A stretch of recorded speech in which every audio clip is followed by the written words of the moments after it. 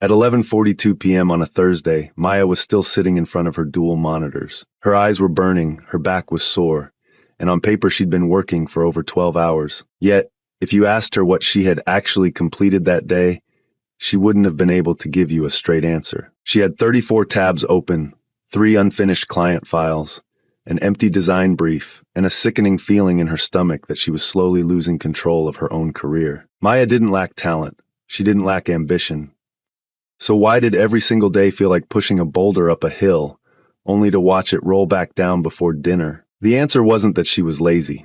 It was something much quieter, much more dangerous, and something almost everyone watching this video is experiencing right now without even realizing it. 6 months before that Thursday night, Maya was a 28-year-old freelance graphic designer trying to build her own brand. On the surface, her life looked ideal.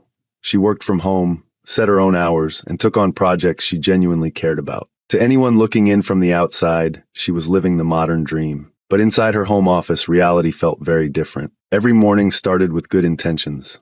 She'd sit down with her coffee, open her laptop, and tell herself, "Today I'm going to focus. Today I'm finishing the major portfolio redesign." And then the day would happen.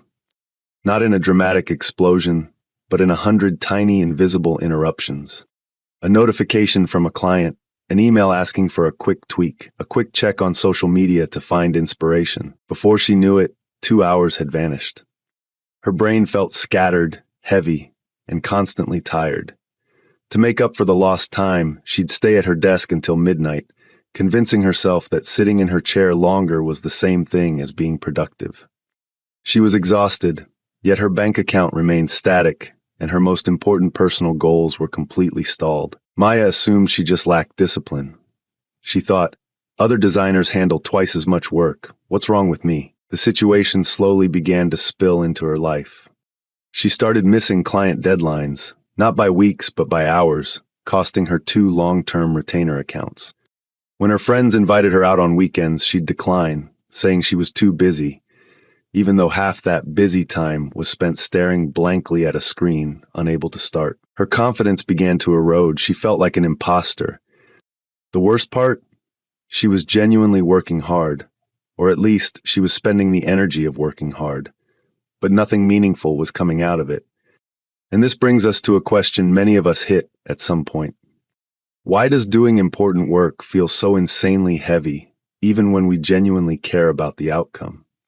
Why can we sit down with full motivation at 9 a.m., and by 9:15 a.m. find ourselves reorganizing a desktop folder or checking phone notifications? Is it really just a personal flaw, a lack of willpower? Maya thought the solution was more control.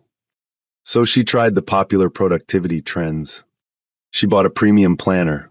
She downloaded time-tracking apps. She tried waking up at 5 a.m. and blocking out every 15 minutes of her day. It worked for 2 days.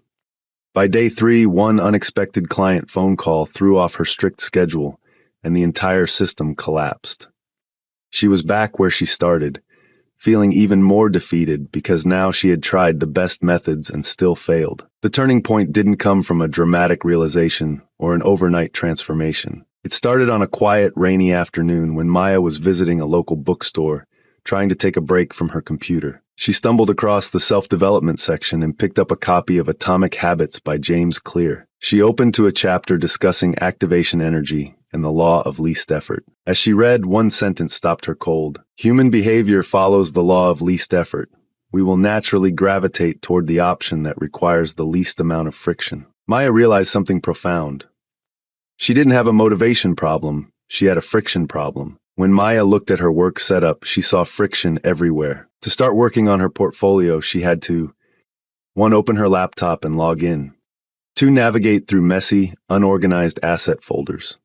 3. Decide which image to edit first out of 50 raw files.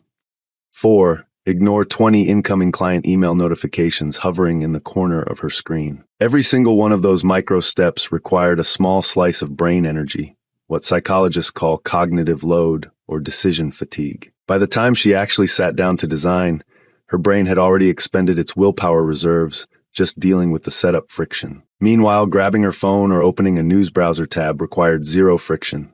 1 tap, 0 decisions, instant gratification.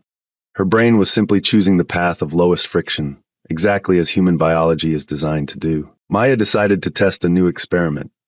Instead of trying to force herself to be more disciplined, she decided to design her environment to make hard tasks frictionless and distraction high friction. Here's what she did.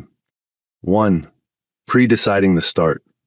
Every evening before closing her laptop, she opened the exact project file she needed for the next morning, zoomed into the specific detail she needed to fix, and closed every other tab. 2. The micro-threshold rule. She told herself she didn't have to finish the project in the morning. She only had to make one tweak or draw one element. 3. Friction alignment. She put her phone in another room during working hours and turned off desktop notifications. The next morning when she sat down, there were no decisions to make. The file was open, the target was visible. She made the single tweak, and then without even planning to, she kept working for an hour. Momentum had taken over. Was it a flawless transformation from that day on? No. 2 weeks in, a massive client emergency hit. Maya was thrown off balance, her desk got messy again, and she spent an entire Thursday falling back into her old habits, scrolling, delaying, and feeling overwhelmed. In the past, this one bad day would have turned into a bad month. She would have concluded that the system didn't work. But this time, she opened her book again. She reread the sections on environment design and resetting systems. She realized that a setback isn't a failure of character.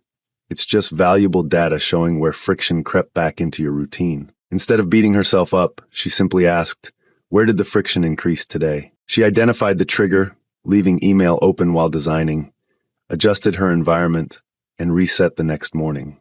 Over the next 3 months, Maya didn't turn into a robotic machine. She didn't start waking up at 4 a.m. or working 16-hour days. In fact, she worked fewer hours, going from 12 hours of scattered desk time down to 5 hours of deep, focused work. She finished her portfolio redesign. She landed 2 higher-paying clients. And for the first time in years, when she closed her laptop at 5 p.m., her mind was quiet. She could enjoy her evenings without the background guilt of unfinished tasks. So if you're sitting there right now feeling overwhelmed by your own tasks, let's answer the fundamental questions. 1. Why do I procrastinate on things I actually want to achieve? Because your brain isn't resisting the goal. It's resisting the friction and decision overload required to start. 2. How do I fix this without relying on willpower?